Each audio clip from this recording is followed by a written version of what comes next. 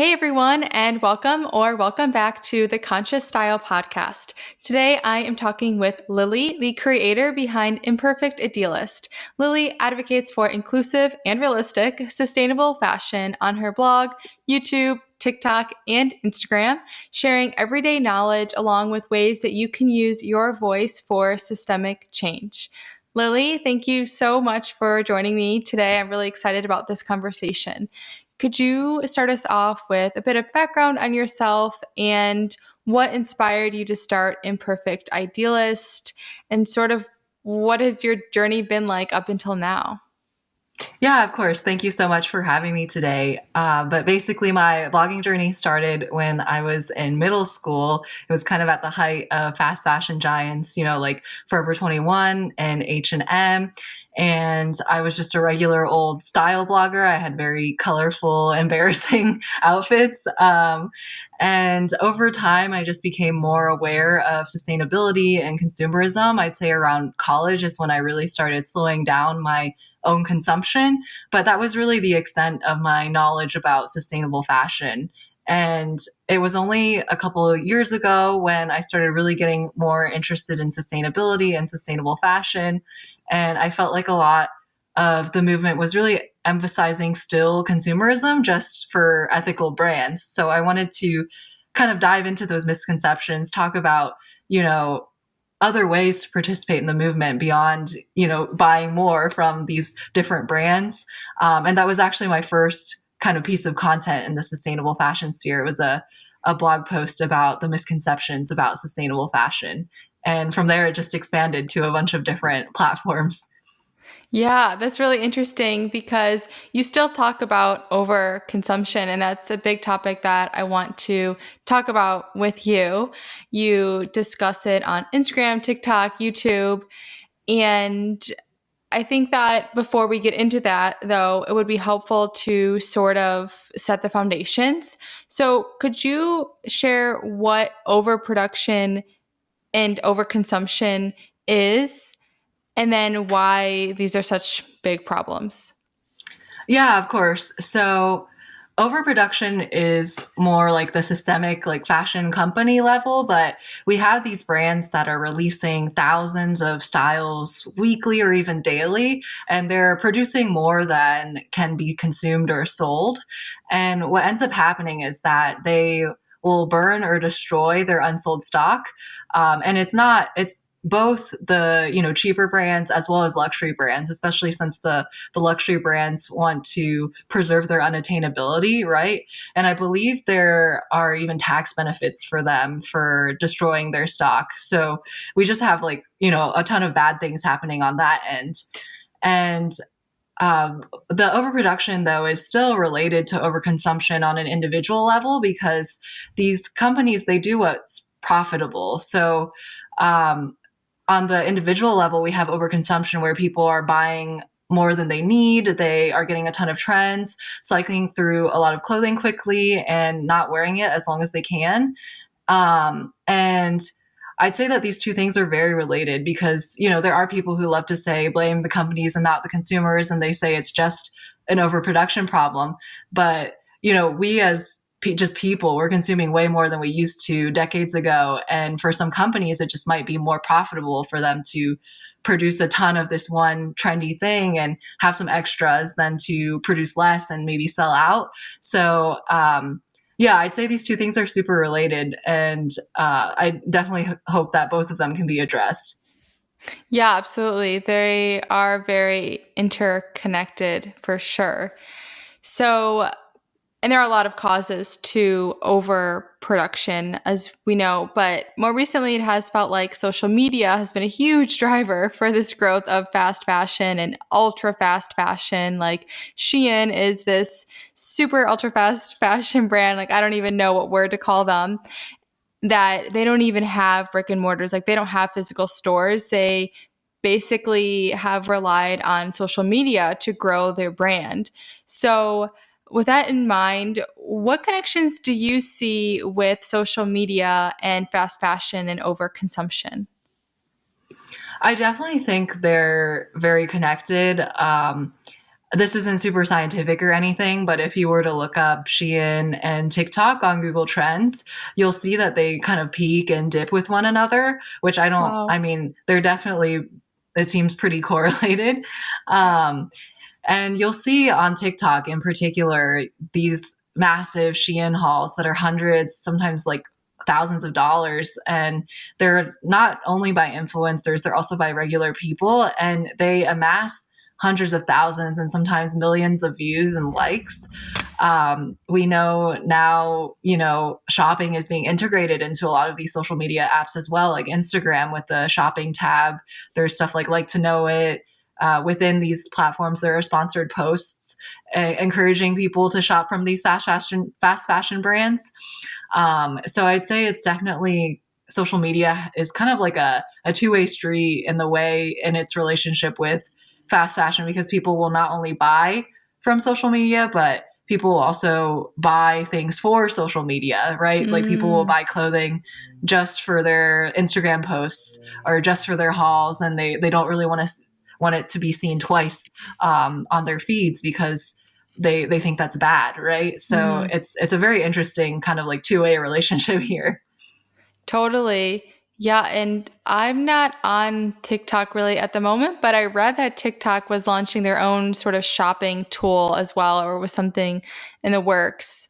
And I know Oh Instagram no. is constantly launching shopping features. It feels like to me that I'm seeing more and more ways in my feed to shop. Like even in like the main feed when I'm scrolling through, it'll like suggest shops to check out, not just people to follow.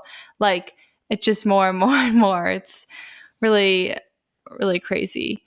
But yeah, it's clear that we cannot deny the role that social media and fast fashion and all of these things, what role they play in overconsumption, overproduction. You talked about fashion halls, which is something that I'd love to dive deeper into. So, could you address the topic of halls a little bit and talk about how this sort of makes people glamorize overconsumption? Like, why are halls so problematic? Yeah, of course. I always like to say that, it's like one thing if you buy a lot of clothing, you keep it to yourself. That's like not super great, right? But it's another thing if you go buy a lot of clothing and then you are promoting it to people, right?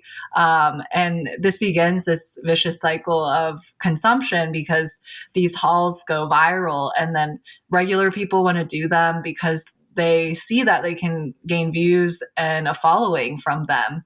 And then, unfortunately, the people who build their platforms by doing hauls, they have to continue doing that, right? Because that's what people are interested in. I've read interviews by influencers who started out this way, saying that they are kind of stuck in this cycle. And then, even if people are not making haul videos, if they're not influenced by the things that they see to make their own videos, you're still exposed to them, and you see all the likes. There are a lot of impressionable young people on TikTok, for instance, and people who don't know much about fast fashion and these young folks, they think, oh, like these brands must be really good. And they're like, this is desirable, right? This is attainable because so many people are liking this. And so, yeah, I just worry seeing all like the cycle continue to perpetuate itself.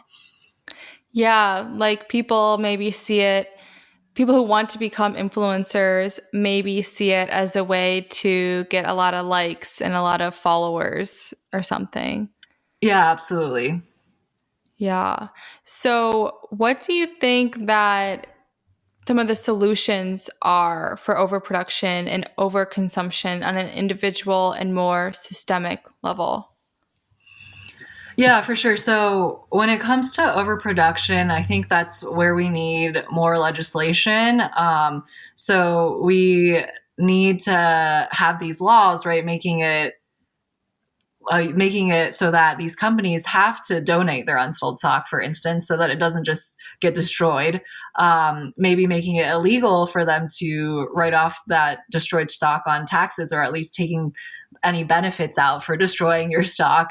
And then I think also on another end, we need to be ensuring that these companies are having ethical working conditions and fair pay.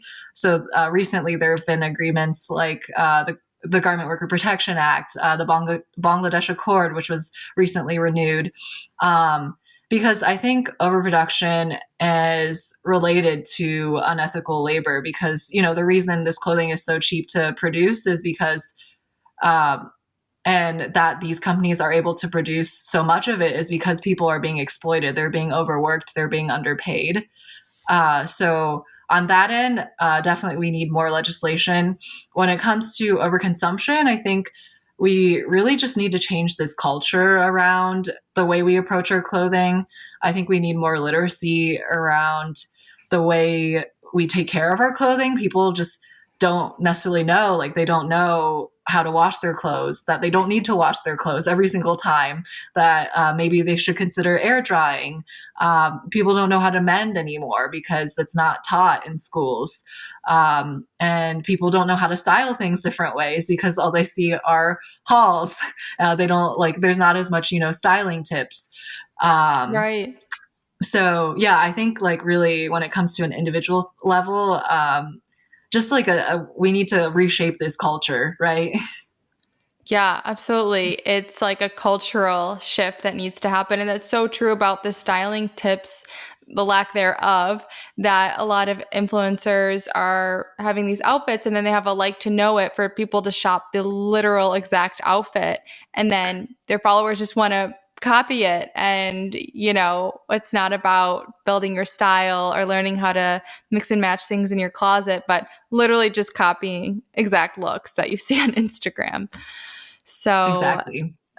there's a lot of temptation. Obviously, there's a lot that is causing this overconsumption. So, what tips do you have for somebody who is trying to reduce their consumption but is having a difficult time doing it? Yeah, I would say the first thing is always just to try to remove that temptation. So I know shopping, for instance, is considered like a very popular social activity in some different spaces. And I used to go shopping with my mom a lot.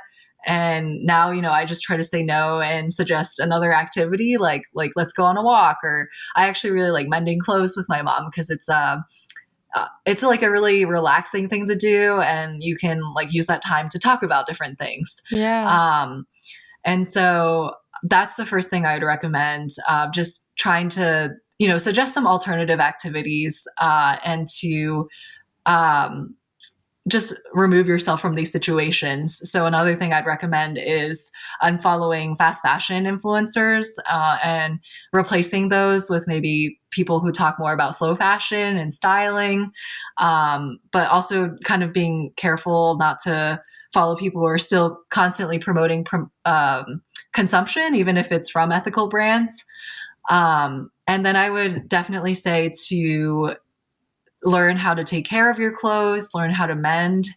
And I know we talked about just a moment ago finding your personal style. So that's kind of a nebulous term.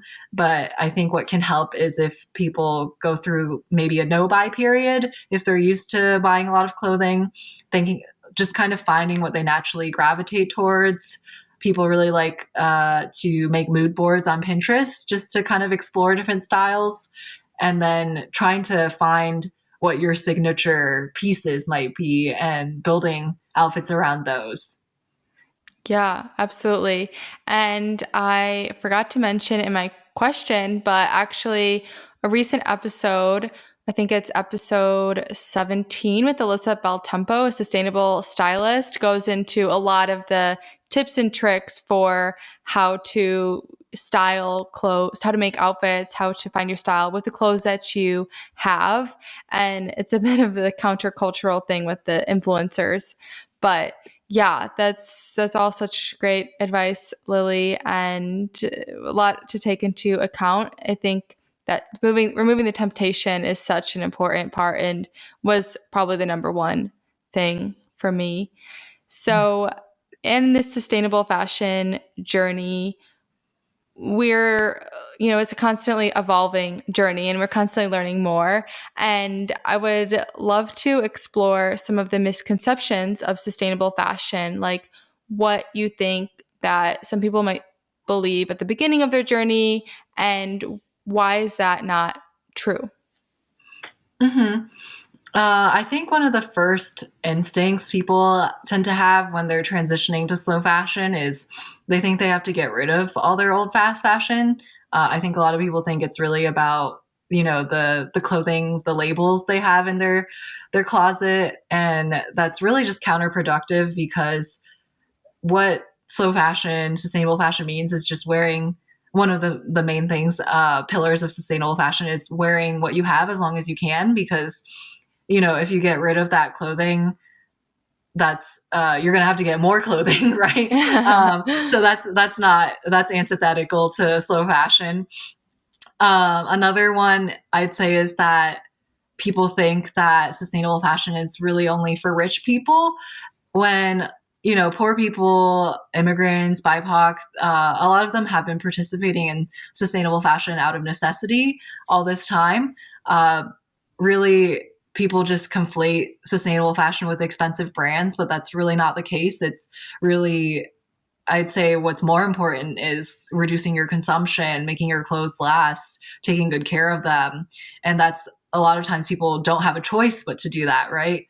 I'd also say that another one that people think, don't realize, is that they think that donating their clothing is really good, when in fact about only 20% of their clothing ends up getting resold, and in the thrift stores, and the rest usually ends up in the global south. I think CBS might have done a story about this recently, with Yeah, I some think so. footage of the rotting clothing in landfills and on the shores of Ghana. And it contaminates the water. It puts the local textile workers out of jobs. So I think, all of this is just connected, right? Like the clothing we buy, the clothing that we get rid of, it doesn't disappear, right? And I think people kind of have this like Right. out of sight, out of mind mindset. So I would say those are some of the really big ones. Yeah, absolutely. I think that last one is probably the biggest. And it's slowly being unraveled. And I'm glad to see more and more content on that, because I once believed that. And, it's really important to educate people on that. So, yeah, thank you for shedding light on that. And when we talk about all these misconceptions, we, of course, also have to talk about how some of these misconceptions came to be. And that is, marketing and potentially greenwashing marketing. So, can you tell us what some common signs of greenwashing are? And have you seen them play into these misconceptions? Oh yeah, I definitely say so. Especially when it comes to the whole like donating, recycling kind of thing, because a big initiative that a lot of fast fashion giants have, like Shein and H&M, I believe Zara as well.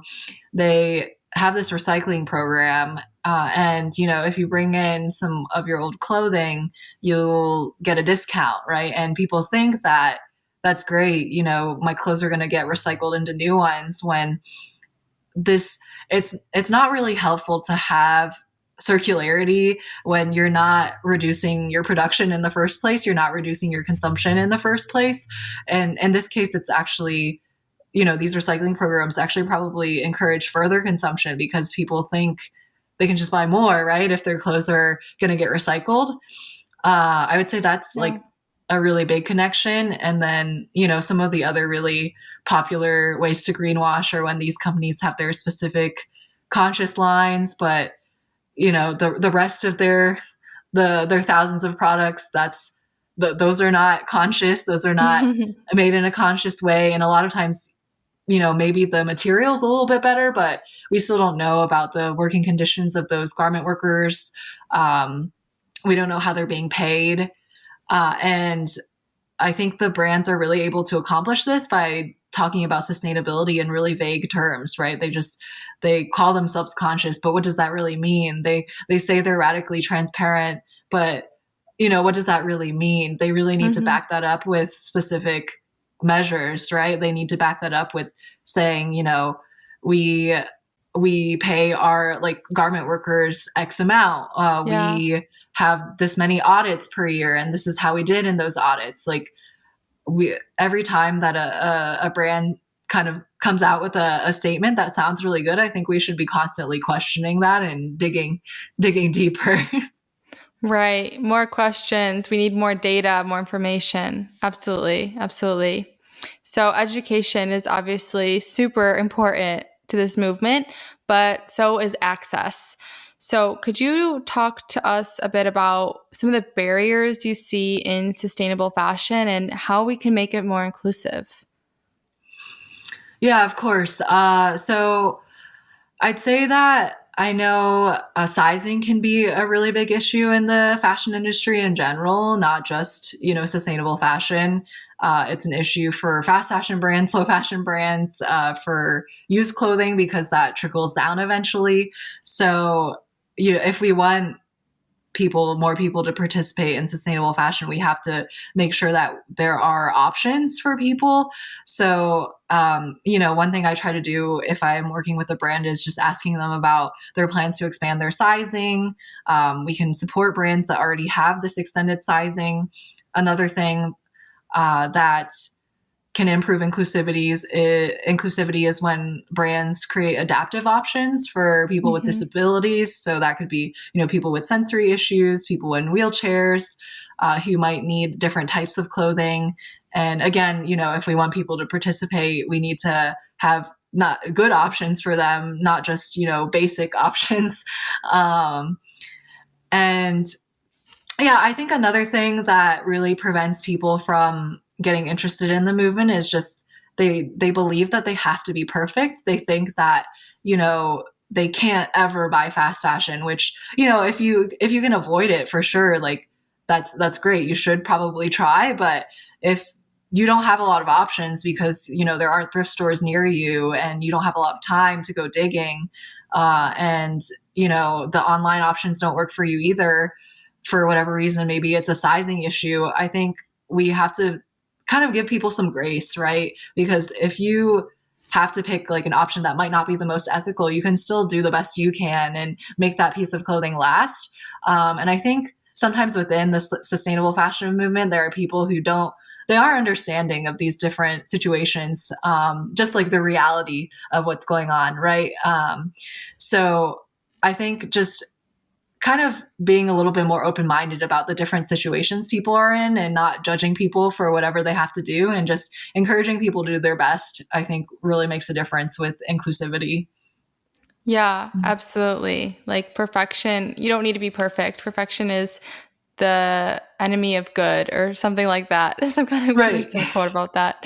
Yeah. And social media can really exacerbate that. Like we were talking about it, maybe fast fashion influencers having this influence, but I feel like also there's this risk in social media, and it might not even be intentional in the sustainable fashion community to make us feel like we have to be perfect to be part of the change. So I really appreciate your approach and your accessible and inclusive way of communicating things. You do such a great job with that. So it's so needed. Oh, thank you. I try my best. Yeah. So, the final question that I have for you that I ask every guest is, what does a better future for fashion look like to you? Yeah, that's a really important question, because I think we really need a vision, right, for what we're working towards. And I'd say that there are a couple different kind of angles that I would want to tackle a better fashion future in. And I think the first is always just having better legislation, better protections for the garment workers. So we need enforceable and also actually enforced laws around the world to make sure that garment workers are safe, that they are being paid fairly.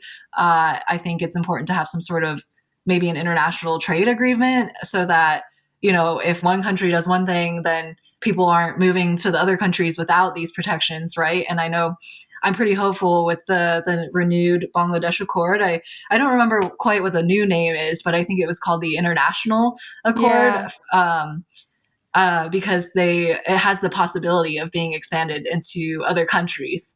Mm-hmm.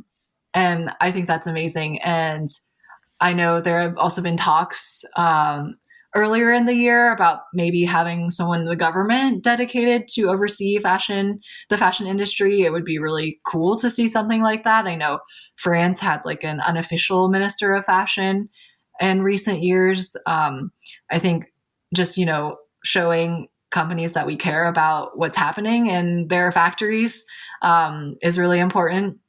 I think also we need to clean up the messes that we made, especially, in countries like the US where we've dumped all our clothing in the global south, taking responsibility for that, eliminating that waste, putting that to good use. I know people have gotten really creative with fabrics that have been overproduced, and they are able to make things from cutoffs. It's really amazing, what people can do with just small pieces of fabric.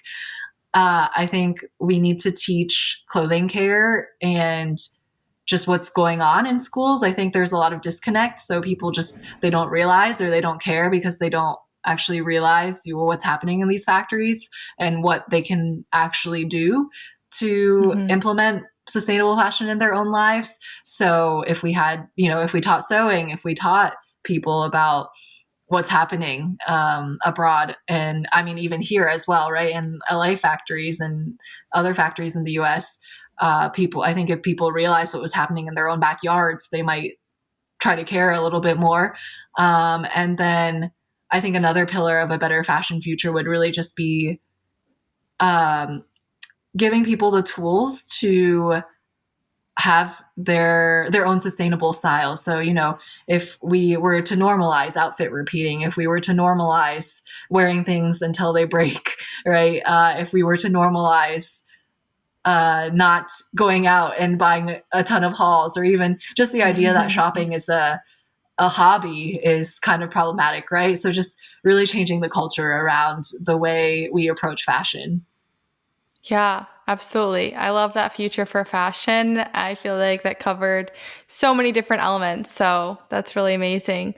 Thank you for that. I sort of have one bonus question that I thought of, and no problem if you don't have an answer for this, but a question I feel like I often get on Instagram emails is, I want to share about sustainable fashion or share the problems with the fashion industry with fast fashion, but I don't want to sound preachy or bossy or whatever. And I feel like you do such a good job of education. And so I was curious if you had any advice for that. What advice would you give to somebody who's trying to educate people on sustainable fashion?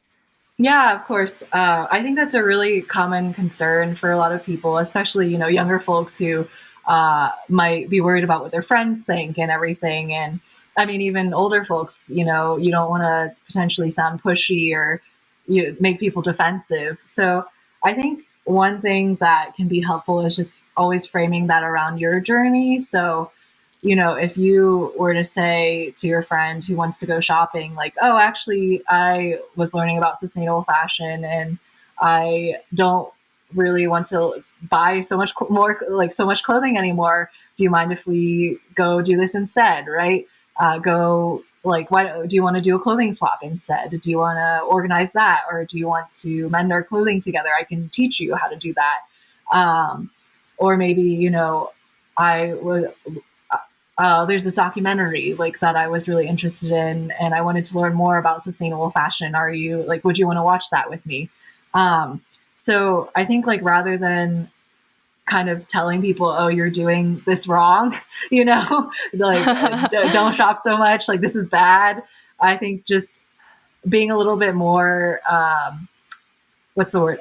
I don't know if subtle is the right word, but I think just approaching it from a more encouraging angle, and just making it seem like, this is important to me, and this is important to me because of this. And I think if they're your friends, hopefully they will understand that and they'll be open-minded to that.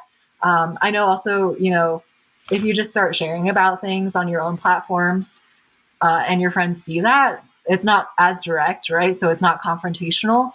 I know a lot of people, at least some of the people I know in my life, I don't necessarily talk to them directly about sustainable fashion, but they learn about it because of the stuff that I share. Yeah. And then another thing, I guess, is just like if you ever have any opportunity to, talk or give a presentation, I think that's always helpful. You can always use that avenue. So at work, for instance, we do like a personal presentation. Everyone cycles through a personal presentation. And I chose to talk about sustainable fashion because that's obviously really important to me. And I thought that was a really cool avenue for me to reach people who might really not know a lot about it, right? Right. Yeah, those are all such great ideas. Thank you. I put you on the spot a bit with that. So that Oh, no worries. was really great. I love that. I think that'll be really useful. So thank you so much for your time today, Lily. All of the links to check out Imperfect Idealist on every platform will be in the episode description, the show notes, all that good stuff. And yeah, I hope that you all connect with Lily because she's amazing and has fantastic content. So yeah, I think that wraps it up for us. Thank you, Lily.